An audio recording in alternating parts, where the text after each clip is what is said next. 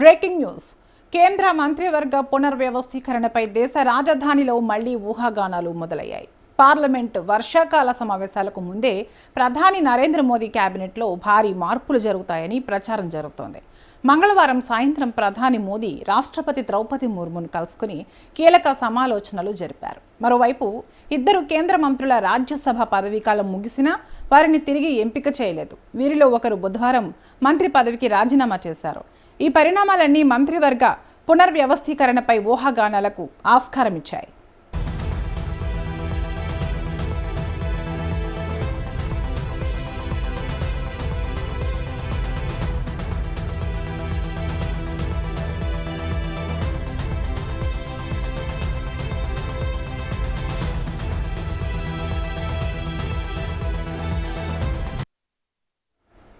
Parliament వర్షాకాల సమావేశాలు July 20న ప్రారంభమవుతాయని, అంతకుముందే మంత్రివర్గంలో కీలక మార్పులు జరుగుతాయనే అభిప్రాయాలు వినిపిస్తున్నాయి.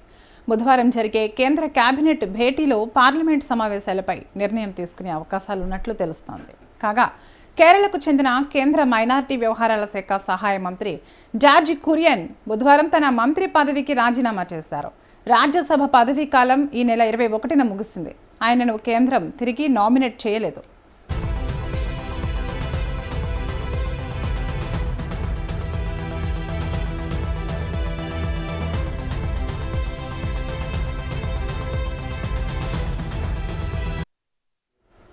మరోవైపు రైల్వే శాఖ సహాయ మంత్రి రవనీత్ సింగ్ రాజ్యసభ పదవీకాలం నుండి కూడా ఈ నెల 21న ముగియగా ఆమెను కూడా రాజ్యసభకు తిరిగి ఎంపిక చేయలేదు. ఇక కేంద్ర రవాణా, రహదారులు, కార్పొరేట్ వ్యవహారాల సహాయ మంత్రి హర్ష మల్హోత్రాను గత నెలలో ఢిల్లీ బీజేపీ అధ్యక్షుడిగా నియమించారు. కేంద్ర ఆర్థిక శాఖ సహాయ మంత్రి పంకజ్ చౌదరికి చాలా కాలం క్రితమే ఉత్తరప్రదేశ్ రాష్ట్ర బీజేపీ బాధ్యతలు అప్పగించారు.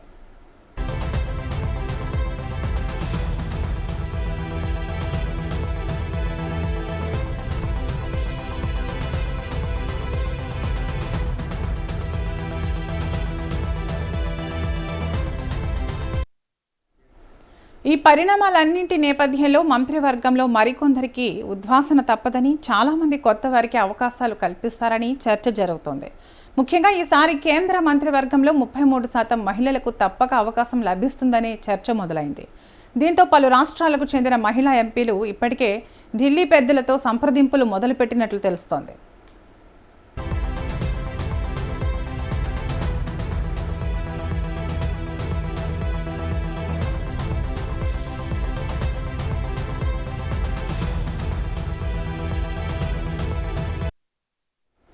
కేంద్ర మంత్రివర్గ పునర్వ్యవస్థీకరణకు ముందే పార్టీ పునర్వ్యవస్థీకరణపై కూడా బీజేపీ అధిష్టానం దృష్టి సారించింది. G7 సమావేశాలు పూర్తి కాగానే ఢిల్లీకి వచ్చిన ప్రధాని మోదీ 2 రోజుల క్రితం లుధియానాలో ఉన్న బీజేపీ జాతీయ అధ్యక్షుడు నితిన్ను ఆగమేఘాలపై ఢిల్లీకి పంపించారు. 2 రోజులుగా పార్టీలో ఆఫీసు బేరర్లు, కార్యవర్గ సభ్యులపై ఆయన సమాలోచనలు జరిపినట్లు తెలిసింది.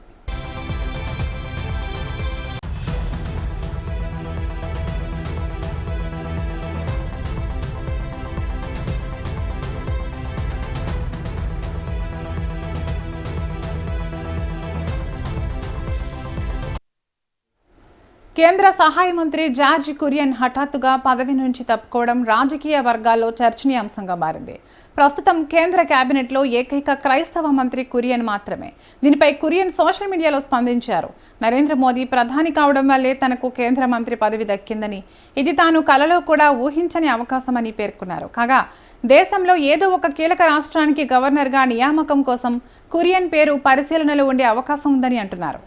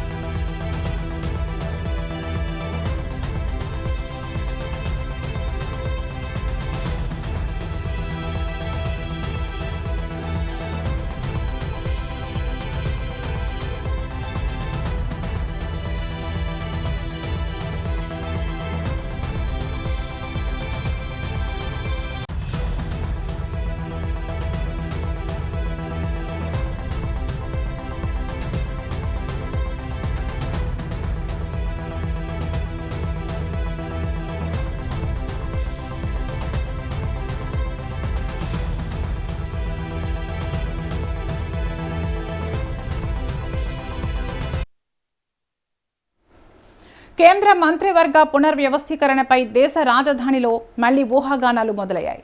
పార్లమెంటు వర్షాకాల సమావేశాలకు ముందే ప్రధాని నరేంద్ర మోదీ కేబినెట్లో భారీ మార్పులు జరుగుతాయని ప్రచారం జరుగుతోంది.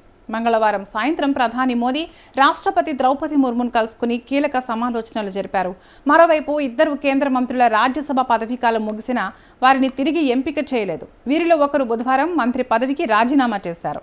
ఈ పరిణామాలన్నీ మంత్రివర్గ పునర్వ్యవస్థీకరణపై ఊహాగానాలకు ఆస్కారం ఇచ్చాయి. ఇక ఇదే అంశంపై మరింత సమాచారం మా ప్రతినిధి ప్రభాకర్ అందిస్తారు. ప్రభాకర్, కేంద్ర కేబినెట్లో భారీ కుదుపు ఉండబోనుందా? తరంగిణి, ప్రధాని నరేంద్ర మోదీ కేబినెట్ లో భారీ మార్పులు జరుగుతాయనేది ప్రచారం జోరందుకుంటుంది.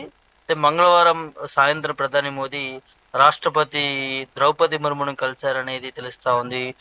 కలిసిన తర్వాత ఆలోచనలు ఆలోచించుకున్నట్టుగా బీచ్ అయిన తర్వాత ప్రధాని మోదీ ఏదైతే మంత్రివర్గం సంబంధించి కూడా కేబినెట్ లో మార్పులు చేర్పులు జరపాలనే దాని మీద కూడా ఆలోచించుకున్నట్లుగా తెలుస్తా ఉన్నది. అయితే ఇంకో వైపు నుంచి ఎవరైతే ఇద్దరు మంత్రులు రాజ్యసభ ఎంపీ పదవికి ఏదైతే ఉందో వారి పదవీ కాలం ముగిసినా కూడా వారిని ఆ స్థానాలను తిరిగి ఎంపిక చేయనటువంటి నేపథ్యం కనిపిస్తా ఉంది. అయితే వీరిలో ఒకరు బుధవారం మంత్రి పదవికి రాజీనామా చేసినట్టుగా తెలుస్తా ఉంది. మరి ఈ పరిణామాలన్నీ కూడా మంత్రివర్గ పునర్వ్యవస్థీకరణపై ఊహాగానాలకు ఆస్కారం ఇస్తుందని చెప్పుకోవచ్చు తరంగిణి. అంటే ఏం జరగబోతా ఉంది ఏంటి అనేది కూడా ప్రధాని మోదీ ఈ కేబినెట్ కి సంబంధించినటువంటి మార్పులు ఏ విధంగా చేస్తాడనే దాని మీద కూడా చర్చనీయాంశంగా మారుతుందని చెప్పుకోవచ్చు. అయితే పార్లమెంటు వర్షాకాల సమావేశాలకు సంబంధించి జూలై 20న ప్రారంభం అవుతున్నటువంటి నేపథ్యంలో అంతకు ముందే మంత్రివర్గంలో కీలక మార్పులు జరుగుతాయనే దాని మీద కూడా ప్రధాని మోదీ అభిప్రాయపడుతున్నట్టుగా తెలుస్తా ఉన్నది. అయితే బుధవారం జరిగేటటువంటి కేంద్ర కేబినెట్ భేటీలో పార్లమెంటు సమావేశాలపై నిర్ణయం తీసుకునే అవకాశం ఉన్నట్లుగా తెలుస్తా ఉంది. అయితే కేరళకు చెందినటువంటి కేంద్ర మైనారిటీ వ్యవహారాల శాఖ సహాయక మంత్రి జార్జి కురియన్ బుధవారం తన మంత్రి పదవికి రాజీనామా చేసినటువంటి పరిస్థితి కనిపిస్తా ఉంది. అయితే రాజ్యసభ పదవీ కాలం ఈ నెల 21న ముగిసింది. ఆయనను కేంద్రం తిరిగి నామినేట్ చేయలేదనే మీద కూడా పెద్ద ఎత్తున చర్చ వినిపిస్తున్నటువంటి పరిస్థితి కనిపిస్తుంది. ఇంకో వైపు నుంచి కూడా చూస్తే మనం రైల్వే శాఖ సహాయ మంత్రి ఎవరైతే ఉన్నారో రవనీత్ సింగ్ రాజ్యసభ పదవి కాలం తనది కూడా ముగియడంతో సో ఆమెను కూడా రాజ్యసభకు తిరిగి ఎంపిక చేయలేనటువంటి నేపథ్యం కనిపించింది. అంటే కేంద్ర రవాణా రహదారులు కార్పొరేషన్ వ్యవహారాల సహాయ మంత్రి హర్ష మల్హోత్రాను గత నెలలోనే ఢిల్లీ బీజేపీ అధ్యక్షుడిగా నియమించినటువంటి నేపథ్యం మరి వీళ్ళిద్దరికి ఎందుకు తిరిగి నియమించలేదన్న దాని మీద కూడా పెద్ద ఎత్తున చర్చలు వినిపిస్తా ఉన్నాయి. కేంద్ర ఆర్థిక శాఖ సహాయ మంత్రి పంకజ్ చౌదరికి చాలా కాలం క్రితమే ఉత్తరప్రదేశ్ రాష్ట్ర బీజేపీ బాధ్యతలు అప్పగించినటువంటి నేపథ్యం కనిపించింది. ఏదో ఒక బాధ్యతలో కీలక బాధ్యతలు అప్పగిస్తున్నటువంటి నేపథ్యంలో వీరిని తిరిగి తీసుకోలేదనే దాని మీద కూడా పెద్ద ఎత్తున ఒక చర్చ వినిపిస్తుంది. అయితే దీని వెనకాల మోదీ ఆలోచించుకుంటున్నాడు. కేబినెట్ కి సంబంధించి కూడా ఏదైతే కొత్త వారిని ఇందులో తీసుకోవాలి, కొత్తదనం తీసుకొస్తేనే బాగుంటుంది అనే దాని మీద కూడా ప్రధాని మోదీ ఆలోచిస్తున్నట్టుగా తెలుస్తోంది. చూడాలి మరి ఎవరెవరికి అందులో అవకాశం దక్కే అవకాశం ఉంది, ఏం జరగబోతుంది అనే దాని మీద కూడా చూడాల్సినటువంటి అవసరం ఉంటుంది.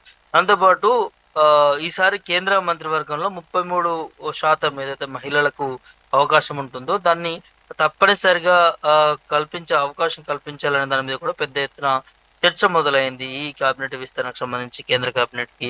మరి దీంతో పలు రాష్ట్రాలు ఏవైతే రాష్ట్రాలలో మహిళా ఎంపీలు ఉంటారో వారు ఢిల్లీలో ఉన్నటువంటి పెద్దలతో సంప్రదింపులు చేస్తున్నట్టుగా తెలుస్తా ఉన్నది. మహిళా రిజర్వేషన్ సంబంధించి కూడా 33% స్థానాలు ఏవైతే ఉన్నాయో ఆ విషయంలో కూడా ప్రధాని మోదీ కేంద్ర ప్రభుత్వం ఆలోచిస్తున్నట్టుగా తెలుస్తా ఉన్నది. చూడాలి మరి ఎట్లా ఉండబోతుంది, మహిళలకు ఎక్కువ అవకాశాలు ఇస్తారా, దీంట్లో మరి ఇప్పుడు ఉన్నటువంటి వారికి కొంతమందిని ఆల్రెడీ వారి పదవీ కాలం అయిపోయింది, రాజ్యసభలుగా వారు మంత్రి పదవిలో ఉన్నవారు కూడా రాజీనామా చేయాల్సిన అవసరం ఉన్నది, వారికి తిరిగి బాధ్యతలు ఇవ్వలేదు, దాంతోపాటు ఇంకా విస్తరిస్తారు అనే దాని మీద కొంతమంది ఇందులో నుంచి మంత్రివర్గం నుంచి తీసేసి కొత్త వారికి అవకాశాలు ఇస్తారు అనే దాని మీద కూడా పెద్ద ఎత్తున చర్చలు అయితే వినిపిస్తున్నాయి. మరి ఏం జరగబోతుంది ఏంటి అనేది కూడా చూడాల్సిన అవసరం ఉంటుంది తరంగిణి. అయితే ప్రభాకర్, ఏపీ తెలంగాణ నుంచి కూడా ఒకరికి ఛాన్స్ అని మరొకరు అవుట్ అని తెలుస్తుంది. సమీకరణాలు ఎలా ఉన్నాయి? ఇటు ఏపీ తెలంగాణకు సంబంధించి తరంగిణి కేంద్ర మంత్రులుగా ఉన్నారు ఇప్పటికే. అదేవిధంగా ఎంపీలుగా ఉన్నటువంటి నేపథ్యం, తెలంగాణలో 8 మంది ఎంపీలు గెలుచుకున్నటువంటి నేపథ్యం, అక్కడ ఏపీలో కూడా గెలుచుకున్నటువంటి నేపథ్యాలు కనిపించాయి. కూటమి ప్రభుత్వంతో అటు టీడీపీ, ఇటు జనసేన పార్టీకి సంబంధించి బీజేపీ 3 పొత్తుగా పోటీ చేసినటువంటి నేపథ్యాలు కనిపించాయి. కాబట్టి సో అక్కడ నుంచి కేంద్ర మంత్రులు, ఇక్కడ నుంచి కేంద్ర మంత్రులు. తెలంగాణకు సంబంధించి 2 కేంద్ర మంత్రులు ఉన్నారు. సో వీరి నుంచి ఆ ఏదైనా మార్పులు చేర్పులు ఉంటాయనేది కూడా పెద్ద ఎత్తున ప్రచారం అందుకుంటా ఉన్నది. కొత్త వారికి అవకాశాలు ఇవ్వాలా, ఎందుకంటే రాష్ట్రాల నుంచి కూడా ఖచ్చితంగా ఒక 2-3 కేంద్ర మంత్రులుగా ఉంటేనే ఆయా రాష్ట్రాలకు సంబంధించి కూడా పరిపాలనకు సంబంధించి కూడా మెరుగ్గా ఉంటుంది. కాబట్టి కేంద్ర ప్రభుత్వం ఖచ్చితంగా రాష్ట్రాలకి కేంద్ర మంత్రులు ఉండాల్సినటువంటి అవసరం ఉంటుంది రాష్ట్రాల నుంచి. సో ఇప్పుడు ఉన్న వారి నుంచి ఒకరిని తీసేసి కొత్త వారికి అవకాశాలు కల్పిస్తారనేది వార్త అందుతా ఉన్నది. మరి అందులో ఎవరున్నారు? ఇప్పుడు తెలంగాణకు సంబంధించి అయితే కిషన్ రెడ్డి ఉన్నారు, అదేవిధంగా బండి సంజయ్ 2 కేంద్ర మంత్రులుగా కొనసాగుతా ఉన్నారు తెలంగాణ నుంచి ఎంపీలుగా గెలిచి.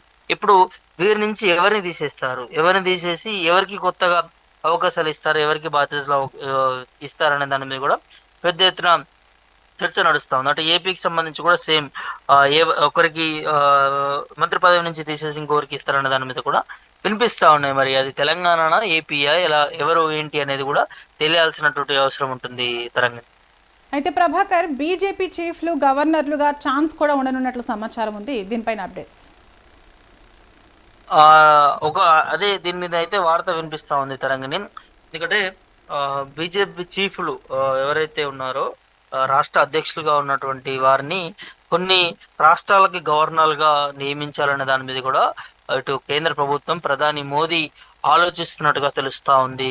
మరి ఎందుకంటే చీఫ్లుగా వ్యవహరించినటువంటి ఆ నేతలకి గవర్నర్గా అవకాశాలు కల్పిస్తే ఇంకా వారు తీసుకునేటటువంటి డిసిషన్స్, వారి పనితీరు కావచ్చు, సో వారి అదంతా కూడా ఇంకా పటిష్టం అవుతుంది. రాష్ట్రాలకి గవర్నర్గా వెళ్తే అక్కడ కూడా మంచి మార్పులు చేర్పులు చేకూరుతాయి. కాబట్టి సో అట్లాంటి నాయకత్వాన్ని ముందుకు తీసుకెళ్లాలనే దాని మీద కూడా ఎవరైతే ది బెస్ట్గా పనిచేస్తా ఉన్నారో చీఫ్గా రాష్ట్రాలకి సంబంధించి కూడా వారిని కొత్తగా నియమిస్తే బాగుంటుందనే దాని మీద కూడా కేంద్ర ప్రభుత్వం ప్రధాని నరేంద్ర మోదీ కూడా ఆలోచిస్తున్నట్టుగా తెలుస్తా ఉన్నది. చూడాలి మరి అట్లాంటి వారికి ఎవరెవరు అర్హులు ఉన్నారు, ఏంటి అనేది కానీ కూడా చూడాల్సినటువంటి అవసరం ఉంటుంది. బీజేపీ పార్టీ మనం చూస్తూ ఉంటాము, సెంట్రల్లో దాదాపు 12 అంటే 3 టర్మ్స్ గెలిచినటువంటి జాతీయ పార్టీ. కాబట్టి దాంట్లో చాలా నైపుణ్యాలు పొందినటువంటి నేతలు ఉన్నారు. అదేవిధంగా రాష్ట్రాలకి ఇన్ఛార్జిగా వ్యవహరిస్తున్నటువంటి చీఫ్లు కూడా ఉన్నటువంటి నేపథ్యాలు కనిపిస్తా ఉన్నాయి. కాబట్టి అందులో కొంతమందికి గవర్నర్ కోటాలో నియమిస్తే మంచి మార్పులు ఉండబోతా ఉన్నాయని దాని మీద కూడా ఆలోచిస్తున్నట్టుగా తెలుస్తా ఉంది తరంగిణి.